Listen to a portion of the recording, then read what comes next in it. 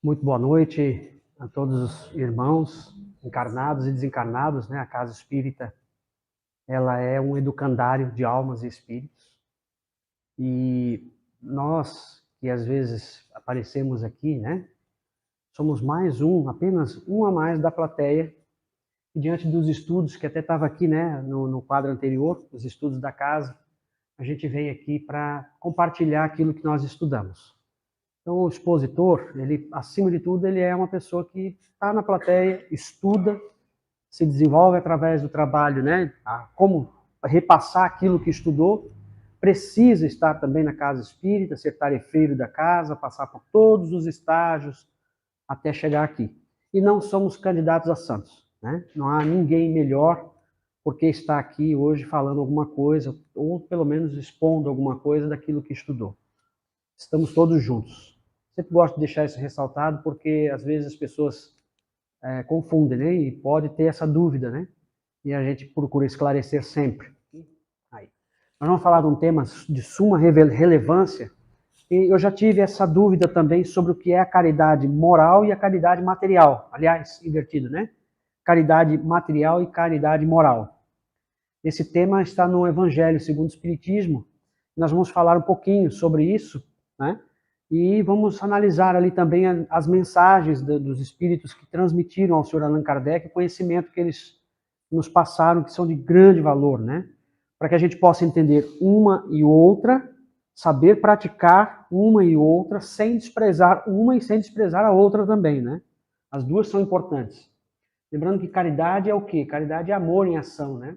Caridade, que agora eu estou tendo um exercício de caridade também, paciência, né? Essa máquina aqui, ela é diferente um pouquinho, né? Mas eu, como gosto de trabalhar com computador, 40 anos lidando com computador, eu já sei mais ou menos o que eu posso fazer aqui. Caridade, para a gente entender a palavra, é tão difícil a gente falar sobre caridade, né? Defina a caridade. Qualquer um de nós aqui pode tentar definir a caridade. Todos, mesmo que sejam comunguem o mesmo pensamento, semelhante pensamento do outro, terá a mesma dificuldade para definir amor, né? Definir amor é muito complicado. Cada um tem uma resposta, cada um tem uma vivência, e caridade também tem o seu ponto de vista individual, né? Mas, no conhecimento geral, caridade vem do latim caritas, que é amor, e de caros, que é caro, de alto valor, digno de apreço, digno de amor. Hoje, comumente, identifica-se com o paternalismo e a esmola, porque às vezes é confundida, né, a caridade material como sendo em absoluto a única caridade que se possa fazer, né? No entanto, a caridade é algo bem mais profundo.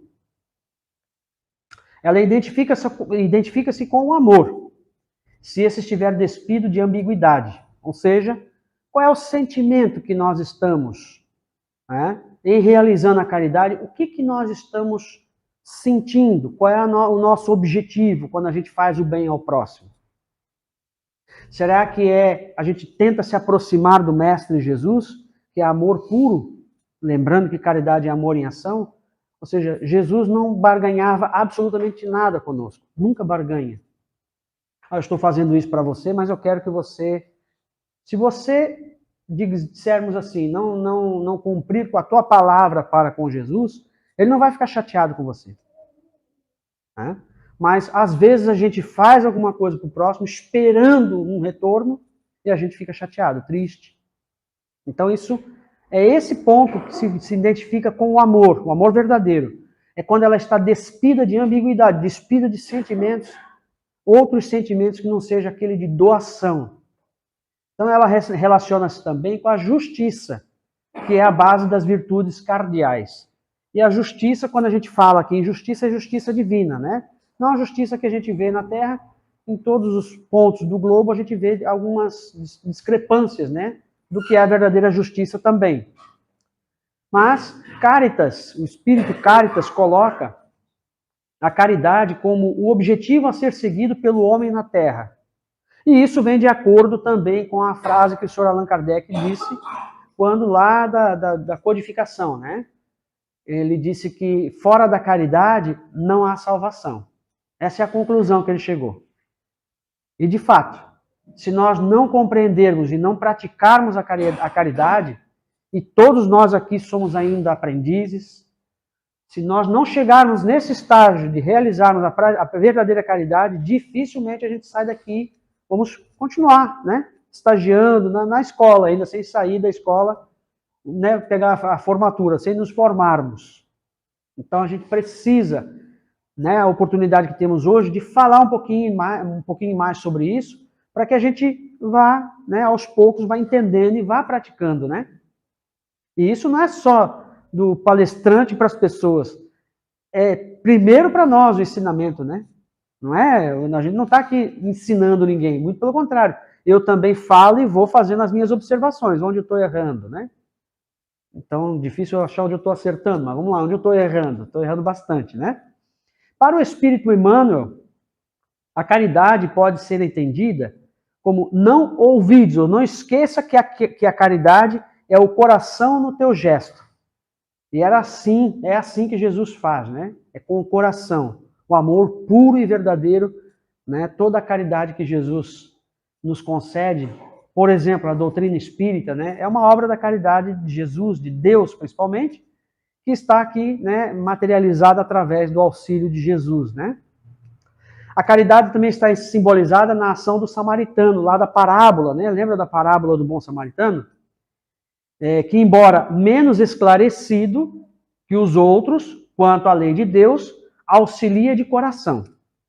E aquela parábola ali, temos 3 personagens, né? E dentre eles temos o samaritano, que lá naquela época o samaritano era, digamos assim, não era bem quisto pelos judeus, né? Eles eram considerados sem conhecimento, sem sabedoria. E aquela pessoa lá que não tinha a sabedoria dos doutores da lei, ele praticou a verdadeira caridade. E Chico Xavier, assim como o Divaldo, fala que, né, às vezes numa discussão, uma conversa sobre religião que tenta nos laçar, existe uma colocação bem sublime, bem impactante também, né? Ela tem essas vertentes. O Divaldo e o Chico falam assim, ó, que eu prefiro confiar, ou prefiro confiar mais num ateu que ajuda o próximo de verdade, de coração, do que num religioso que fala, né? Às vezes tem a Bíblia inteira na cabeça, mas não sabe ainda praticar a caridade, ou não quer praticar a caridade, né?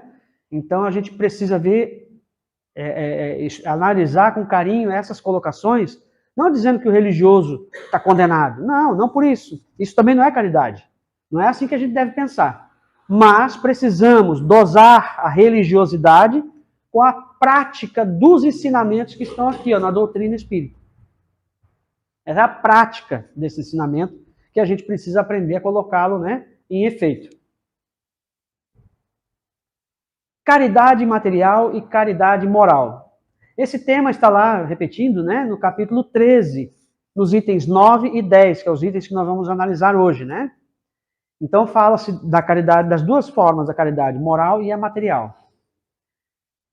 No Evangelho diz o seguinte, aliás, isso aqui é só uma panorâmica do capítulo, né? O capítulo trata do seguinte tema, que a vossa mão esquerda não saiba o que dá a vossa mão direita. Esse é o título do capítulo, né, do Evangelho, segundo o Espiritismo. Os itens 9 e 10 são a caridade material e a caridade moral. Foram recebidas essas mensagens, né, que fala desses dois temas aqui, desses dois itens, pela irmã Rosália, em Paris, 1860, e um espírito protetor, em Lyon, também, 1860. Os outros títulos do capítulo são Fazer o Bem Sem Ostentação, Fazer o Bem Sem Ostentação. Quantas vezes a gente vê, né, algumas pessoas lá no palanque, lá, porque nós fizemos a obra tal e não sei o quê. Fazer o bem sem ostentação, essa é a regra. Já dá para entender que não é por aí o caminho, né? Os infortúnios ocultos. O óbolo da viúva, que é uma grande lição também, né? Foi ditado por Jesus. Convidar os pobres e os estropiados. A beneficência, a piedade. Esse tema, a piedade, é incrível, né? Os órfãos, benefícios pagos com a ingratidão e beneficência exclusiva. Tudo isso está lá no capítulo 13 do Evangelho segundo o Espiritismo. Então nós vamos dissecar um pouquinho mais a questão da caridade, né? Para entender melhor, então, o contexto, o senhor Allan Kardec, ele perguntou aos espíritos superiores fez a seguinte indagação: qual o verdadeiro sentido da palavra caridade como a entendia Jesus? De que maneira Jesus enxerga? Como é que ele entende o que é caridade? Na visão dele. Então aí nós temos 3 letrinhas que pingou ali, ó. BIP. Então, quando eu fui entender um pouquinho melhor, comecei a estudar sobre a doutrina espírita, a caridade, né? Chegamos nesse ponto nos estudos, aí me ensinaram sobre essas 3 letrinhas, BIP. Então, caridade é o quê? Está ligado ao BIP. Lembrando que isso é uma conceituação genérica, não esgota o tema, né? Ela é muito mais do que isso. Mas o BIP nós temos benevolência para com todos. A letrinha ali inicia as frases que resumem, né, o suprassumo do que é caridade. Benevolência para com todos. Ontem eu estava fazendo evangelho em casa com a minha esposa, nós estávamos em dúvida ali. O que é benevolência para com todos? O que será isso? Será que nós praticamos a benevolência para com todos? Somos bons para com todos? Ou às vezes nós pegamos o carro ali no trânsito, ali, um cidadão fecha a nossa frente ali. Será que eu sou benevolente? A leitura inicial aqui, teve um ponto que o Weiner leu aqui para nós, e não significa sermos subservientes às pessoas e coniventes com os erros, com o que há de errado. Isso não é correto. Não é por esse caminho que nós devemos trilhar. Ser benevolente não significa ser feito de bobo pelas pessoas. Não é para isso que nós estamos aqui. Nós estamos para nos respeitarmos e ajudar o outro a também entender que a gente precisa ser respeitado também. Mas ajudar é uma coisa, impor é outra. Jesus e Deus não impõem nada para nós. Né? E a benevolência para com todos é ser benevolente, ajudar o próximo, né, de alma lavada, de coração lavado também. Indulgência para com as imperfeições dos outros. Indulgência para com as perfeições dos outros. Por isso que Jesus, quando esteve diante daquela cena, né, em que a Maria Madalena estava ali, né, acusada de prostituição, Jesus perguntou a todos aqueles que estavam querendo apedrejá-la: atire a primeira pedra quem nunca teve pecado, quem nunca pecou, quem nunca errou. Então, nós, acima de tudo, nós precisamos ser indulgentes para com as falhas dos outros. Volto a dizer, não coniventes com os erros. Nós temos os nossos filhos, eu pego no pé dos meus filhos também. Temos os nossos filhos que precisam. Agora, pegar no pé não significa agredi-los, né? Temos os nossos pais também, que às vezes, né? Eu passei por essa fase, a mamãe brincou uma vez comigo, ela falou assim, eles foram viajar, eu já estava na fase adulta, e aí eles ficaram, acho que uns 2 dias sem entrar em contato comigo, né? Só que já estavam na melhor idade. E aí eu falei assim, escuta aqui, vocês estão doidos, vocês viajaram, sumiram, não falaram comigo, e como é que é? Tem que ligar e tal. Aí mamãe falou assim, doutorzinho, tu lembras quando tu ias para as noites aí, para as noitadas, e me deixava, né, sem dormir em casa? Aí ela deu o troco para mim, né? Mas ela não deu o troco esbofeteando, né? Ela foi indulgente também, sempre foi indulgente para com as minhas falhas, mas nunca conivente.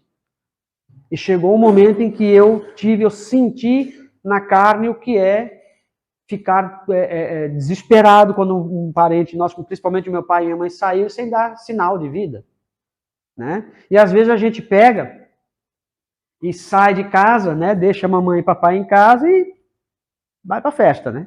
Temos jovens aqui, né? Eu também sou jovem. A gente pega e sai e não está nem aí. Não é assim que funciona. Bom, a última letrinha é o perdão das ofensas. Esse é o mais difícil de todos. Esse eu confesso que é muito complicado. Quer ver um exemplo? Como nenhum de nós aqui perdoa as ofensas? Nós, às vezes, temos, digamos assim, futebol, né? Às vezes a gente tem aí uns casos graves de futebol, política. Né? Uns gostam de um jeito, outros gostam do outro. E às vezes a gente entra em crise aí, né?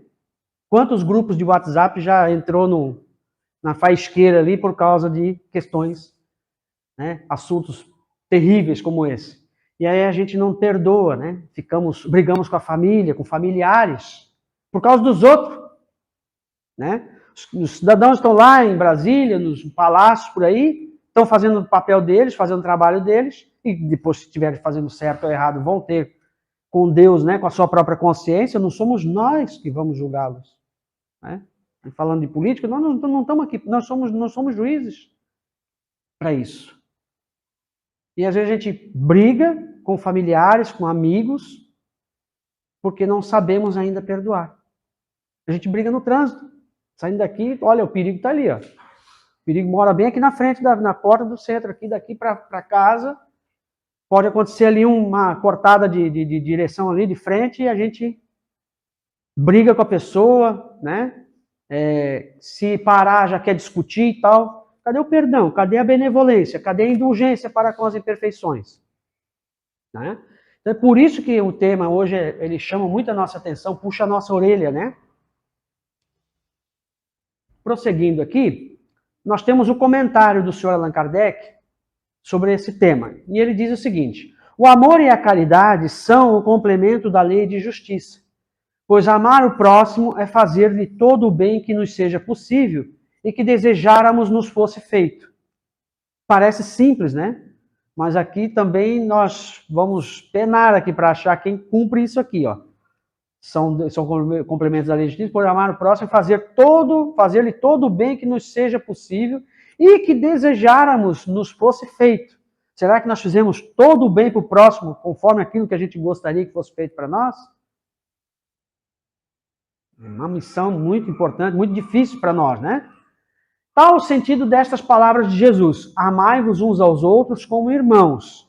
A caridade, segundo Jesus, não se restringe à esmola, né? Ao dar comida, dinheiro, o que for. Acima disso, abrange todas as relações em que nos achamos com os nossos semelhantes, sejam eles nossos inferiores, nossos iguais, nossos superiores. Então, às vezes, a gente reclama do nosso patrão, ou o nosso patrão reclama de nós. Nós, como patrão, podemos estar reclamando do empregado. Nós, como empregado, podemos estar reclamando do patrão. Reclamação, intriga. Tudo o que a gente pode fazer, às vezes, para tentar resolver um problema, a gente faz com ações violentas, ações que não permitem a concórdia, né? E quando a gente pensa assim que a caridade só pode ser feita daquele que tem mais para aquele que tem menos, aí é que está o engano. Esse é um erro grave. A gente acha que porque um é rico, uma pessoa rica tem o dever de ajudar, obrigado a ajudar a todos os outros. Financeiramente, talvez. Mas será que aquela pessoa humilde não tem um abraço, não tem um olhar, não tem uma palavra amiga muito mais impactante que qualquer rico às vezes não tenha? Ou será que aquela pessoa muito bem de vida, muito abastada, não pode ajudar? Não precisa ser só com dinheiro. Nós temos um trabalho voluntário, vários trabalhos voluntários. Aqui se exerce trabalho voluntário na Casa Espírita, né? Temos aqui pessoas bem de situação e pessoas humildes, simples, financeiramente falando. E estamos todos no mesmo nível. No plano espiritual, a nossa riqueza não é nada.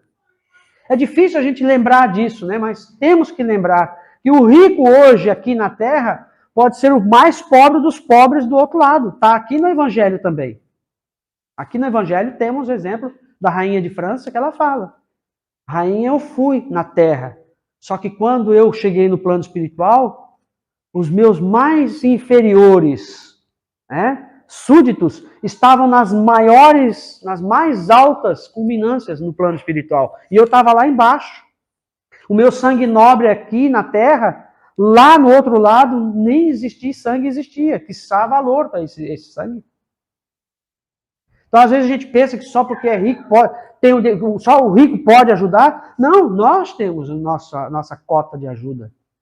E às vezes até muito mais.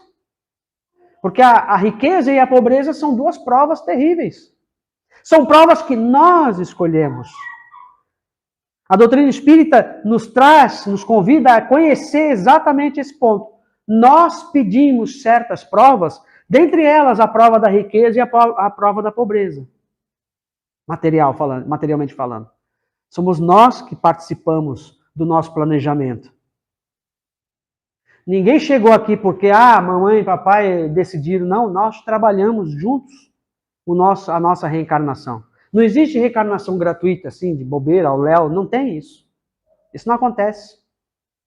Por isso que é importante a gente estudar, né, na casa espírita, para a gente começar a saber, a observar um pouco melhor quem somos nós. Por que estamos aqui? Para onde vamos? Não podemos ficar só no conhecimento raso e tal. Muita gente vai na casa espírita, e não estou criticando, muito pelo contrário, mas vai na casa espírita e não entra num grupo de estudo. Começa a entrar, a estudar um pouquinho. Tem grupos de estudos online também, várias casas que fazem online. Se você frequenta aqui, mas pode participar do estudo de uma outra casa, online pelo menos, se não puder sair de casa. Mas vamos estudar um pouquinho. Estudar doutrina espírita não exige que a pessoa tenha um grau de estudo, uma faculdade, alguma coisa elevada. Não é preciso isso. Qualquer um de nós podemos, até as crianças, né, que estão aqui na evangelização, já vão recebendo as primeiras liçõezinhas. Todos nós precisamos desse conhecimento, né? A caridade material consiste em auxiliarmos os nossos irmãos que passam pela prova da pobreza. A gente ajuda, sem dúvida alguma. Mas, e aí no caso, né, é dar alimento a quem tem fome, agasalho a quem passa frio, enfim, amenizar o quanto possível as privações materiais daqueles que sofrem. É um dever nosso também ajudar, sem dúvida alguma. Né? Mesmo que a pessoa não queira trabalhar, digamos assim. Tem muita gente que não quer trabalhar. Tem condições, mas não quer. Só que não sou eu o juiz da causa. Então não estou ali para julgar o cidadão. Quer trabalhar, não quer? Quer ser ajudado? Podemos ajudar. Mas às vezes a pessoa está numa condição de passando fome e a gente precisa ajudar. É importante que a gente faça isso.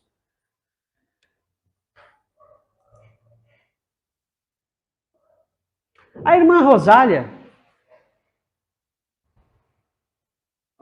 Caiu aqui o projetor. Só porque a irmã Rosália ia falar, mas ele pode ficar tranquilo que... Acho que é por causa do aquecimento, não? Não tem problema, eu vou seguindo aqui, não tem problema. A irmã Rosália fala lá no item 9, né, do capítulo 13, ela começa da seguinte forma, com a seguinte máxima, né? Amemo-nos uns aos outros e façamos a outrem o que queríamos que fosse feito. Ela repete a frase de Jesus. Mas ela repete isso porque ela viveu numa situação, na época da última encarnação dela, ela viveu as dificuldades. Ela comenta que ela viveu num ambiente, né, numa localidade muito humilde, de pessoas que tinham muitas necessidades, né, materiais principalmente. Então ela começa dessa forma, amemo-nos uns aos outros. Não tem problema, aqui a gente dá um jeito. Em segundo lugar, ela fala assim, quem se basear nessa regra áurea está agindo na busca da sua perfeição. Ou seja, se nós amarmos uns aos outros, nós estamos caminhando em direção da perfeição.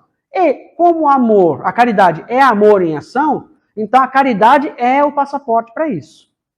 É praticando a caridade que a gente começa a entender melhor o que é esse amar um ao outro, como nós gostaríamos que fôssemos amados. Porque ela exige, essa questão exige uma ação. E nós não conseguimos viver aqui na Terra sem interagir com as pessoas.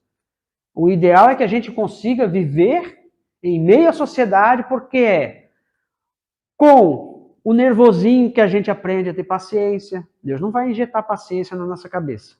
É com a pessoa nervosa, com a pessoa bruta, com a pessoa arrogante, com a pessoa histérica, qualquer tipo de pessoa que tenha seus defeitos, é com eles que nós vamos aprendendo a ter paciência, a sermos benevolentes. Nós não vamos aprender a ser benevolente com outras pessoas benevolentes. Esquece. Não funciona assim. Quer ser benevolente? Então, a gente tem que se jogar lá nas jaulas dos leões mesmo, para aprender a ser benevolente. Com pessoas benevolentes, você não aprende nada. Absolutamente nada. Se tivesse vários Jesus aqui, todos fossem igual a Jesus, não tem o que aprender mais. Mas Jesus tem muito que aprender conosco, né? Ele ainda aprende, ele ainda se aprimora. E é um ser angélico já, mas está sempre em contato conosco. Nem ele vive sozinho, ele não aceita viver sozinho. Interagindo conosco, nos auxiliando, cada vez mais paciência ele tem. E é esse o nosso caminho. Ela chama a atenção também dos ricos para dar e ajudar, pois serão recompensados. De que maneira a gente pode ajudar, né? Materialmente a gente pode ajudar e muito. Mas quando a gente pratica um ato de caridade para o próximo, vamos parar para pensar um pouquinho. A gente pega às vezes e faz um gesto de caridade e corre lá para as redes sociais e coloca as fotos lá. Aos olhos de Deus, que já sabe, tu estás querendo publicar isso para quê? Para que a gente usa ficar publicando o que a gente fez de bom para os outros? Não há necessidade.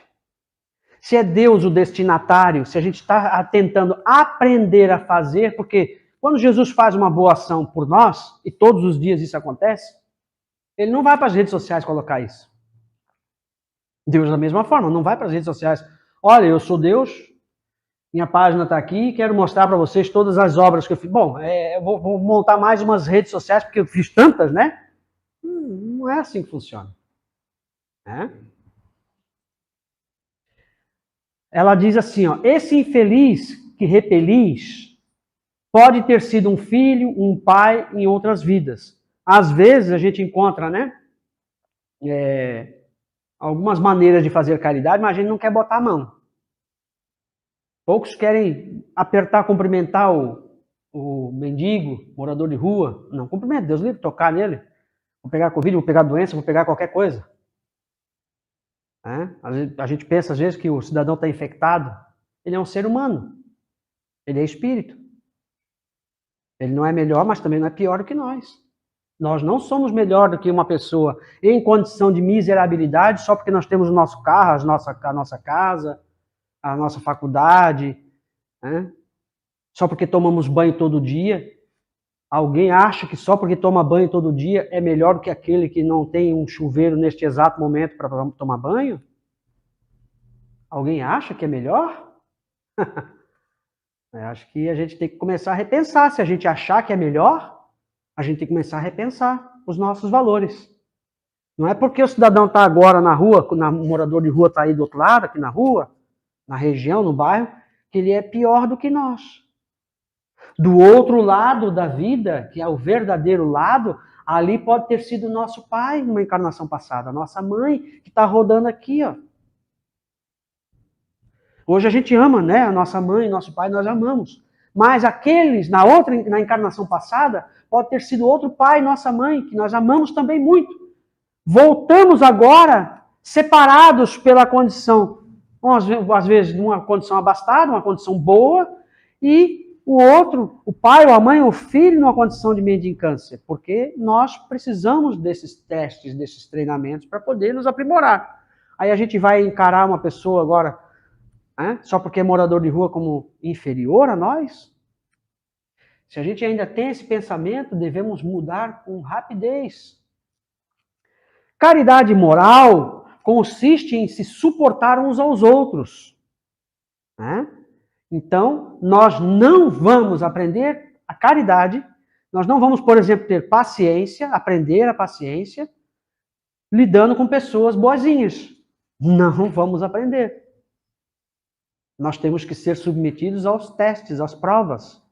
Por isso que o planeta ainda está saindo, né, de provas e expiações, mas ele irá levar muito tempo, não é? São milênios ainda, se bobear, séculos e séculos, até alcançar a condição de planeta regenerado. Mundo de regeneração, esquece, não vai ser agora. Ainda temos muito o que fazer, muito que participar desse processo ainda, né? Uma criança não sai, um bebezinho, eu vi um bebê aqui, ali, aquele bebê, né? Ele não, se você colocar um bisturi na mão dele agora, ele não vai operar um cérebro e resolver o problema. Tirar um tumor, extrair um tumor agora aqui. Ele não vai fazer isso. O bebê ainda tem que passar todo o estágio até se formar em medicina, até ter condições de ser um cirurgião, né? Um cirurgião com capacidade para poder encarar o problema e resolver. Isso vai levar um tempo. Assim também a Terra, assim também nós, nesse processo de regeneração. Né? Mas é preciso que nós coloquemos a mão na massa. Esperar sentado também não vai chegar. Nada vai chegar de graça para nós. Sem trabalho, esquece.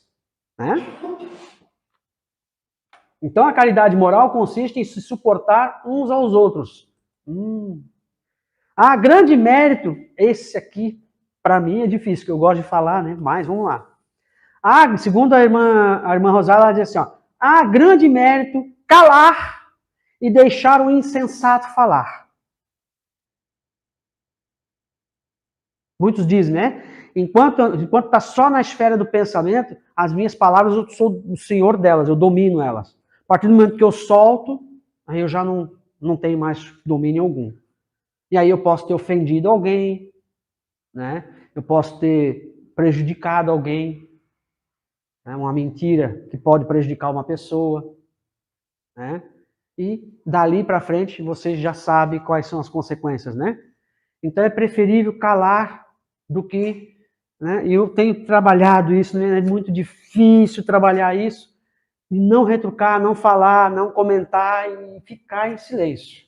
As redes sociais, eu tenho o Facebook e o Instagram. Eu, assim, desde 2015, quando eu conheci a doutrina espírita, ali eu passei o facão, com todo respeito, né? A palavra é meio estranha. Passei o facão, não falo mais nada de ninguém. Falar dos outros na rede social é suicídio. Vou falar o quê? Se eu não tenho uma coisa boa para falar, então eu fico quieto. O Chico fala, né? Se você não tem algo de bom para fazer pelo próximo, fique em silêncio, faz uma prece, então. Né? Então a gente precisa treinar todo dia, antes de falar. Eu acho que o WhatsApp as pessoas que bolaram o WhatsApp já pensaram nisso. Porque tem aquela opção de apagar o que a gente falou, o que a gente mandou de áudio, né? Isso aí, se a gente pudesse fazer isso na vida real, quando a gente fala, né, pro outro, né? Vou apagar isso da tua mente. Seria também interessante. Mas não é assim que a gente aprende. A gente precisa aí controlar o que fala, né? Olha, essa daqui é difícil também, mas vamos lá. Não anotar, ou seja, não apontar os erros dos outros. Isso não é humildade, mas caridade moral. Isso não é humildade, não apontar os erros dos outros, isso não é humildade, mas é uma caridade moral. Isso também é caridade. Né? Não ficar apontando os erros dos outros. Mas é um quesito difícil, né? Porque tem horas que a gente liga a televisão, tá lá um programa fofocando da vida dos outros, tá falando dos outros, né? Então o que a gente tá falando dos outros? O que a gente tá pensando dos outros? E a gente tem essa mania, infelizmente, todos nós, a gente tem essa capacidade, né, estranha de enxergar o erro do próximo e a gente não vê que nós temos os nossos erros. E é muito difícil, é muito bom, importante, aliás, a gente lembrar disso, né? Nessas lições que está lá no Evangelho. E é importante que a gente faça o Evangelho no lar, né? Para que a gente possa passar por essas lições. Pelo menos uma vez por semana, a gente fazer o Evangelho no lar. O Evangelho no lar não é só para que aquela energia que é importante, que é salutar a água que a gente pede para fluidificar. Não é só para isso que a gente faz o Evangelho, mas é para aprender mesmo. receber o puxão de orelha da palavra que está escrita ali. É para que a gente possa também nos melhorarmos. Não é só aquele encontro que a gente promove na família e às vezes, né, normalmente vem outros convidados do plano espiritual, principalmente os nossos familiares, eles vêm ali. Né? Eles ficam monitorando a gente todo dia, alguns, ou todos, ou metade, ou um tanto, qualquer que seja, nós somos sempre monitorados. E aí o Evangelho vem para nos ajudar a ensinar isso, olha, mexe ali, conserta ali, faz assim, faz assado, modifica o teu jeito. Né? E ou seja, a caridade moral não pode impedir que a outra se concretize, ou seja, que a gente não pode deixar de fazer a caridade material só porque a gente faz a caridade moral. Precisamos trabalhar com as duas, né? Temos condições para isso. O espírito protetor de Lyon, em Lyon, nos diz o seguinte: como posso fazer caridade se não possuo o necessário? Então, a gente falando do morador de rua, nem precisa ser um morador de rua, às vezes é uma pessoa que está sem condições, doente, está acamado, né? De que maneira algumas pessoas com alguns impedimentos físicos, né, ou psicológicos, mas principalmente impedimentos físicos, que ainda consiga dominar os seus pensamentos, eu não tenho muito. Como é que eu vou fazer caridade? A prece é uma caridade. A prece, por qualquer pessoa, por nós, para nos melhorarmos, a prece é muito importante. A prece por aqueles que já foram, né, entes queridos nossos, isso é um gesto de caridade. Se vocês pegarem lá o livro, a obra O Céu e o Inferno, do Sr. Allan Kardec, vocês vão ver lá na segunda parte do livro, os espíritos que clamam, imploram por prece. Lá eles falavam isso, e hoje, todos os dias, a gente estamos rodeados de espíritos que clamam por uma prece. Para que a gente possa, através dessa energia, que o pensamento, quando a gente faz uma prece, a gente começa a trabalhar o nosso pensamento, a gente direciona o nosso pensamento, e pensamento é energia, é matéria. E isso chega ao espírito que está recebendo, né, e ajuda incomparavelmente ele. A nossa prece por alguém que já faleceu, ela é de suma importância. Nunca deixemos de fazer a prece. Principalmente por aqueles que estão, os necessitados, que a gente nem conhece, mas vamos fazer uma prece por eles. E o Evangelho no Lar é um momento incrível para isso, né? Uma oportunidade de ouro. Então, não possuo o necessário, eu posso fazer em pensamentos, orando pelos pobres, abandonados, que morreram sem ter mesmo visto a luz, orando por aqueles que estão hoje, neste exato momento, em condição de necessidade, não tem hoje um local, um chuveiro, né, quentinho para tomar um banho, não tem uma roupa limpa, não tem um abrigo, né, para se abrigar da chuva, da ventania, que estão falando que vem a ventania, muitos não vão ter condições de se defender dela. Então a gente pode orar por essas pessoas, para que, quem sabe, a espiritualidade possa também, né, trabalhar a situação, porque nem todos se deixam também ajudar, mas quem sabe possam, né, encontrar uma luz, se permitir serem ajudados e, né, se defender das intempéries que estão aí, né? Por palavras também nós podemos. Eu não tenho um centavo no bolso, mas eu tenho minha palavra, eu posso falar. Né? Dirigindo palavras de ânimo aos irritados pelo desespero, às crianças, aos velhos, aliás, os idosos, né? As pessoas da melhor idade, os descrentes de Deus. Não precisa falar de Deus para eles, mas, amigo, vai dar tudo certo na tua vida. Vamos, né? Vamos pensar positivo, que dê tudo certo para você. Às vezes a gente não percebe, mas do nosso lado tem uma pessoa com uma dor no coração terrível. Perdeu um ente querido. Né? Está sob o jugo de um processo judicial, às vezes está lá com uma ação contra a pessoa. É uma angústia terrível isso.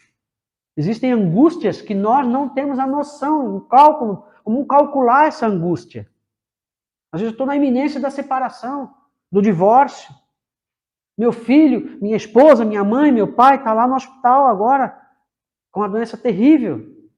Ou está em casa acamado nos últimos dias. Isso dá uma angústia horrível na pessoa. Só quem passa por isso né? Mamãe já esteve com câncer e faleceu até morrer. Isso para mim era angustiante. Então, às vezes, uma palavra, só uma palavra, não interessa quem, o que tem, o que a pessoa é, o que ela tem, não interessa. Só uma palavra, às vezes, já com um olhar, um abraço de verdade, assim, um abraço fraterno, né? Já é alguma grande coisa. Em ações também, doando o nosso tempo. Doando o nosso tempo. Um pouquinho do nosso tempo. Às vezes lá no sopão, a gente vai lá, ajuda.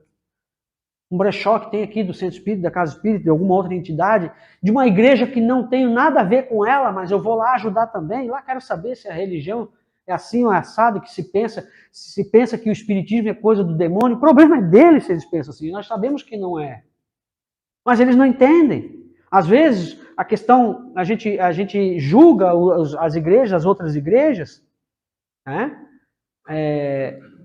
E a gente se esquece de que eles são também irmãos como nós, são seres humanos como nós.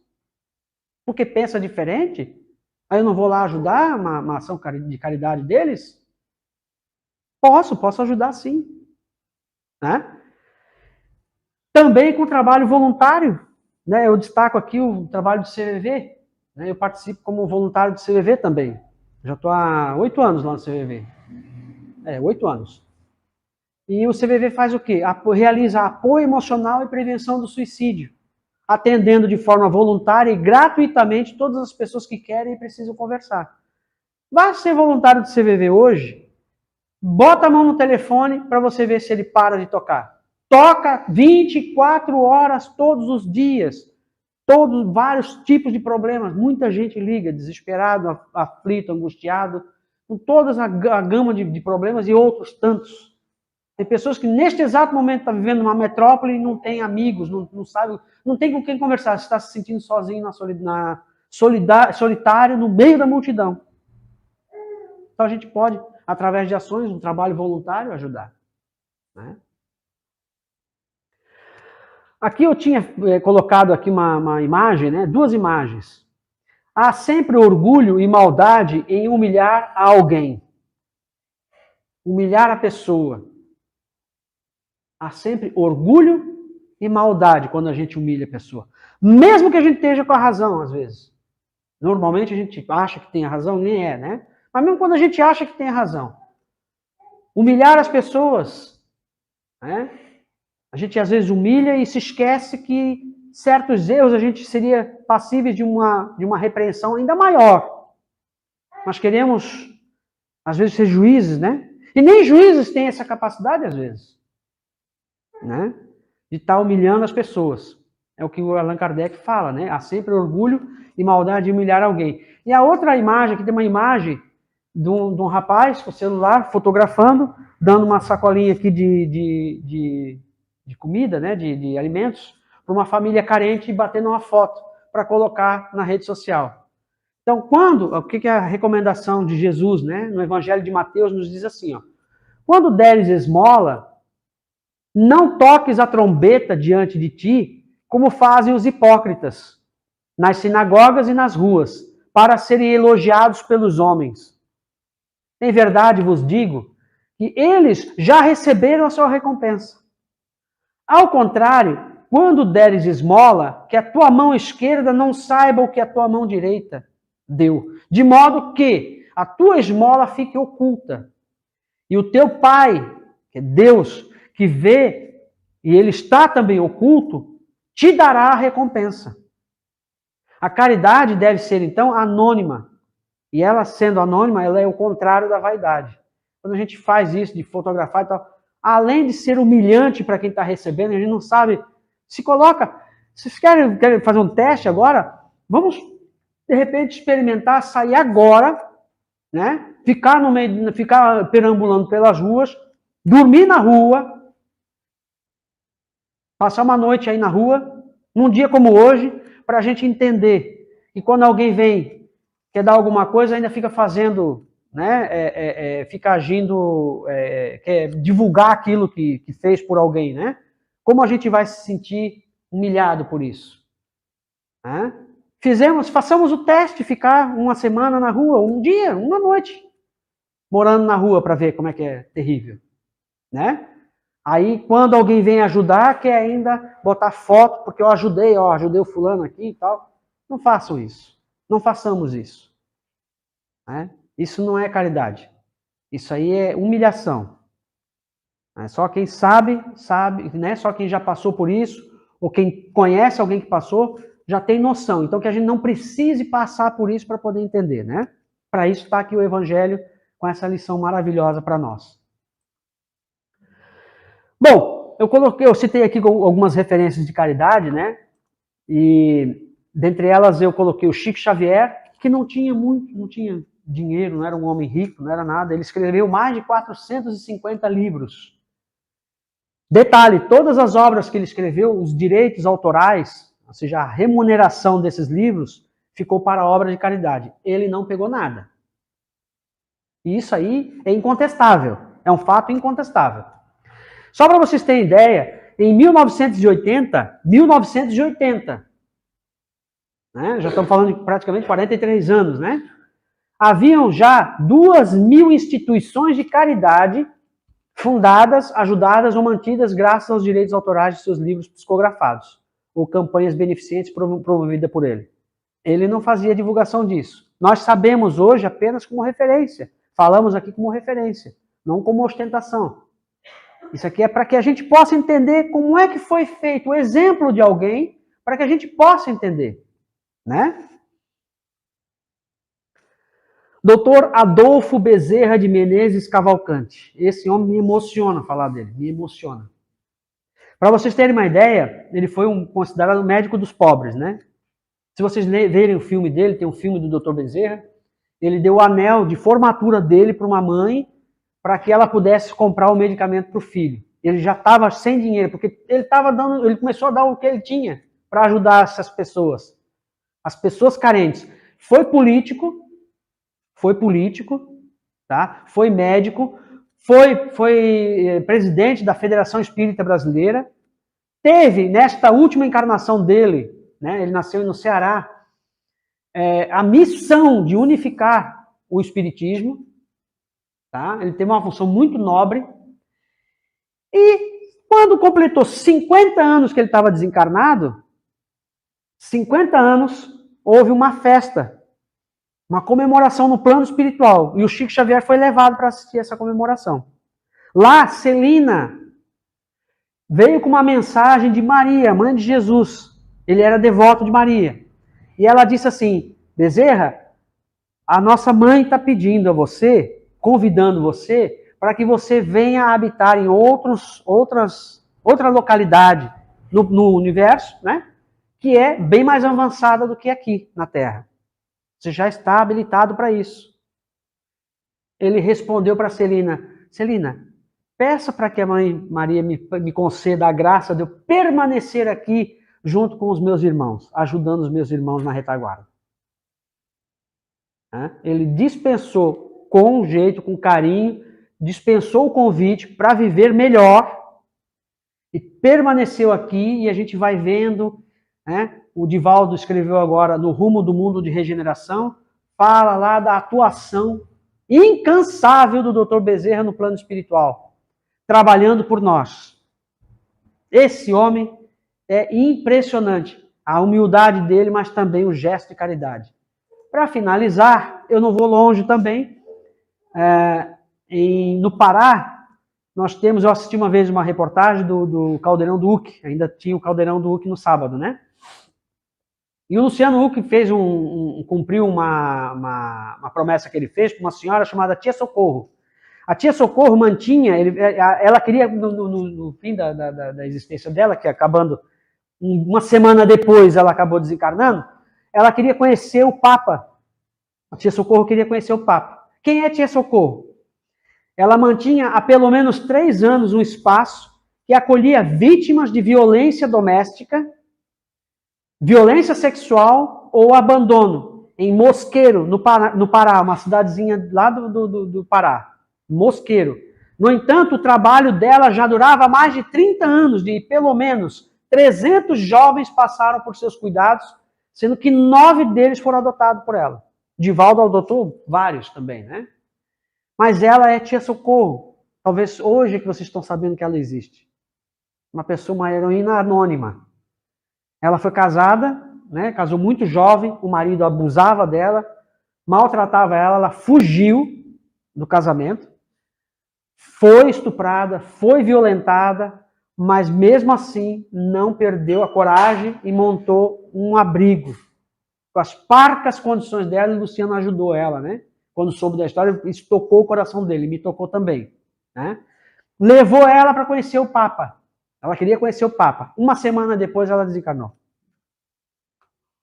A filha hoje continua o trabalho dela, né? Então, eu tenho dificuldade em fazer caridade, o que fazer?